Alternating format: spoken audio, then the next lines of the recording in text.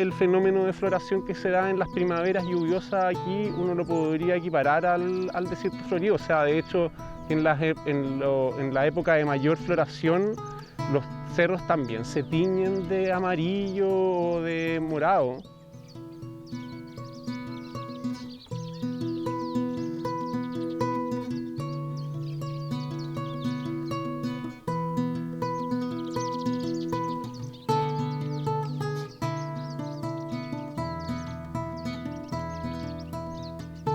Podemos encontrar especies de los mismos grupos que aparecen en el desierto florido, pero el desierto florido tiene más publicidad. Soy Nicolás García, soy botánico y me dedico a estudiar la taxonomía y la evolución de la flora de Chile. En general uno entiende la zona central de Chile más o menos entre Coquimbo y Temuco, lo que también uno conoce como Chile mediterráneo. Esta zona se considera como una zona de convergencia biogeográfica. Convergen elementos del desierto que vienen desde el norte y también elementos más templados que vienen desde el sur, como más típicos del bosque valdiviano, de los bosques más sureños. Entonces aquí en esta zona convergen todos estos distintos elementos y además se juntan con una flora que es como más propia de acá, que es la flora más endémica. Aquí en Chile central, además de ser la zona más diversa de Chile, también es donde tenemos mayores proporciones de endemismo, de especies que solamente crecen acá en Chile.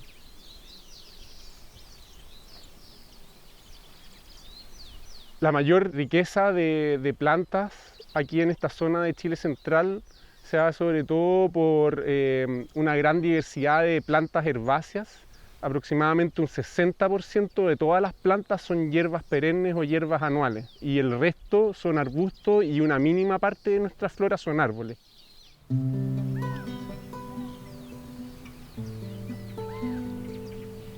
Es tan sabia las estrategias que han desarrollado las plantas para sobrevivir en este ambiente de clima tipo mediterráneo, con este ciclo de meses secos que son extremadamente áridos, y ellas en este proceso evolutivo han coevolucionado con el clima, el suelo, los insectos, las aves, y entonces a nosotros nos cuesta entender ese proceso de coevolución y las relaciones que se han establecido entre ellos. Este manchón de alfomeria que tú ves acá eran dos plantas que yo las planté en ese rincón y mira cómo ha ido propagándose. El vivero Pumagüida lo formé el año 96 y siempre el sueño fue ver que nuestra flora estuviera integrada al paisajismo público y privado, que nuestros jardines públicos y privados tuvieran como una identidad propia del paisaje, del entorno, de su entorno natural. Yo creo que todas las especies juegan un rol, todas van aportando a generar en el suelo un sistema poroso más rico y a permitir que el suelo no se compacte y que haya todo tipo de microporos, tanto para que haya intercambio gaseoso como para que coexistan los microorganismos benéficos del suelo, los insectos del suelo, que cumplan su ciclo. Yo creo que todo es necesario, por algo existe. Ese es el milagro y la maravilla de la naturaleza.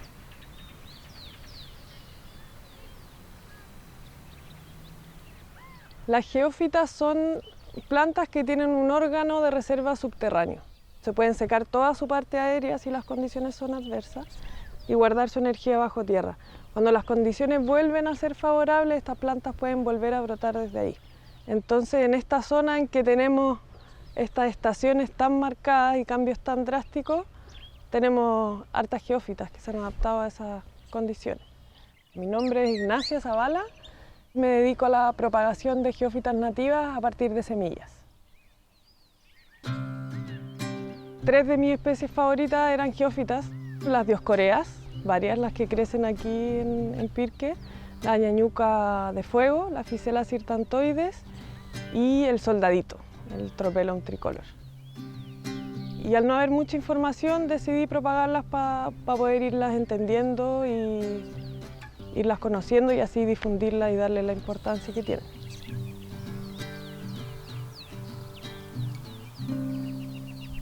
si vamos a propagar una especie nativa, la idea es ir al ecosistema natural y sacar solamente semillas, y no ir y sacar una planta completa, adulta, ni ir a intentar desenterrar órganos de reserva, para no hacer una perturbación. Las plantas adultas en este tipo de plantas son muy importantes para mantener las poblaciones, porque son las plantas que semillan y van manteniendo la especie. También es importante propagar a partir de semillas porque vamos aumentando la variabilidad genética y así vamos ayudando a que estas especies puedan seguir evolucionando y se puedan ir adaptando a nuevas condiciones, que no vayan a ser solo clones. Hay muchos tipos distintos. Tenemos plantas que tienen bulbo, plantas que tienen cormo, plantas que tienen raíces tuberosas, hay rizomas. Aparte de toda la diversidad que hay en la superficie, bajo tierra también hay una gran diversidad.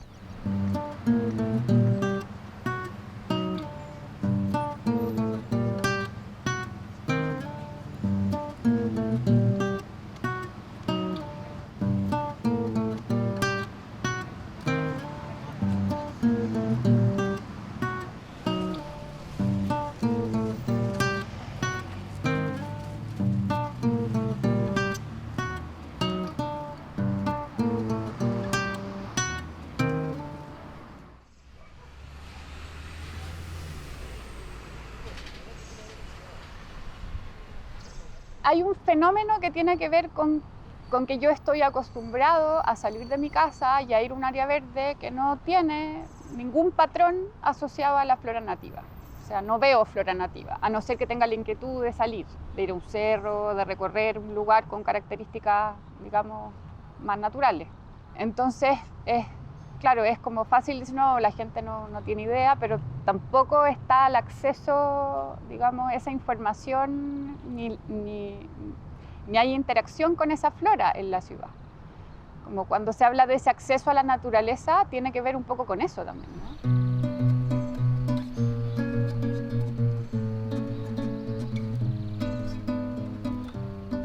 Esta es una iniciativa que surgió en el 2018, que es un proyecto de cultivo de vegetación nativa de la zona central de Chile. Partimos pensando en asociaciones vegetales con potencial uso urbano. Parte del objetivo del proyecto tiene que ver con poder sensibilizar y acercar un poquito la vegetación nativa de esta zona a la comunidad. Paisajismo por años ha incorporado modelos que culturalmente no tienen nada que ver con la identidad del paisaje nuestro. Más del 80% de la flora del área urbana es introducida.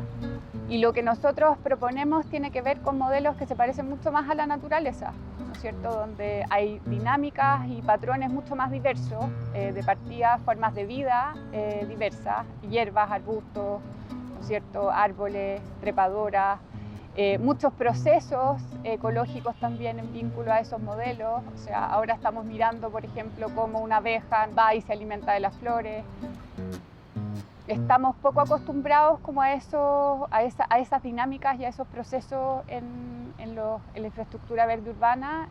Tenemos miedo a los insectos, por ejemplo, ¿no es cierto? No nos gustan. Tampoco nos gusta que se sequen las hierbas, nos gusta el pasto verde. Entonces, claramente hay que empezar a mirar un poco más cómo, ¿no es cierto?, funcionan esos ecosistemas naturales de la región e incorporarlo a lo que se está haciendo en el paisajismo o lo que se debiese hacer en el paisajismo, ¿no es cierto?, hoy en día. Es impresionante ver que en un pedacito pequeño, ¿no?, en pleno centro de Santiago, bueno, llega mucha diversidad, sobre todo de insectos y aves. Cuando llegue una lagartija o llegue... vamos a hacer ahí una fiesta.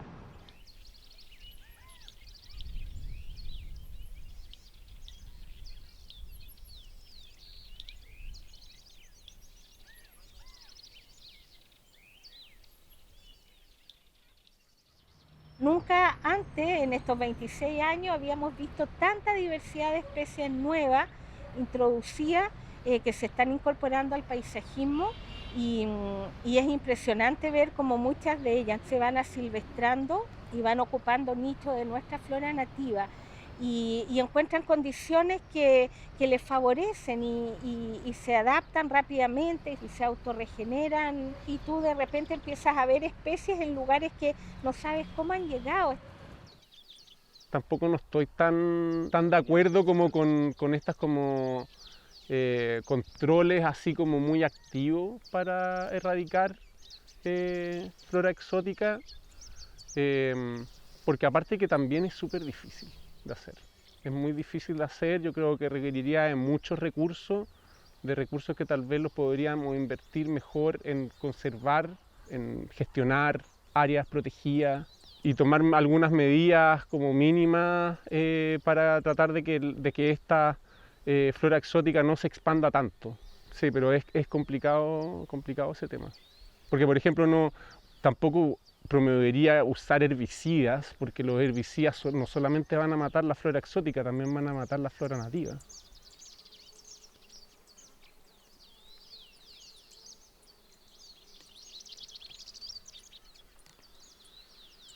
Yo creo que la mayor amenaza a la flora nativa de Chile Central son los loteos y los proyectos inmobiliarios para la biodiversidad de Chile Central en general, porque fragmentan los ambientes. La gente llega y saca un pedazo de cerro sin importarle lo que haya ahí, y después son intervenciones permanentes imposibles o prácticamente imposibles de revertir. Las áreas relictas de vegetación que están quedando no pueden subsistir si no tienen conexión con otras áreas. Esas pequeñas áreas fragmentadas se transforman en áreas muy vulnerables y muy frágiles. Entonces, como decía un profesor tan querido que tuve yo, don Juan Gastó, cómo de importante es la planificación territorial, que sepamos cómo intervenir el paisaje sin dañarlo. La gente que hace estos estudios de estas líneas base en el contexto de estudios de impacto ambiental no son especialistas ni en geófita ni en flora en general. Y el segundo problema es que también a veces los estudios tienen que realizarse en una época determinada, con un cierto plazo, y esos plazos por lo general no coinciden con las épocas en que las geófitas o las plantas anuales primaverales emergen. Entonces a veces tienen que hacerlo el estudio en verano, donde está toda la pradera seca, y entonces ahí la cantidad de especies efímeras primaverales que registran es muy mínimo. Todo lo que es la fragmentación de nuestro territorio, el desarrollo de la agricultura sin un respeto por el entorno natural, de la minería, por el respeto de las aguas y el respeto también de las áreas naturales, las urbanizaciones, todo eso está amenazando nuestro ecosistema y por lo tanto amenazando nuestra flora. Los cambios que van en contra de la conservación de nuestro ecosistema y de nuestra flora van a una velocidad que simplemente con lo que hace la comunidad no los alcanzamos a frenar. Se necesita iniciativa a nivel político, a nivel de gente que tiene el poder económico, y eso es urgente.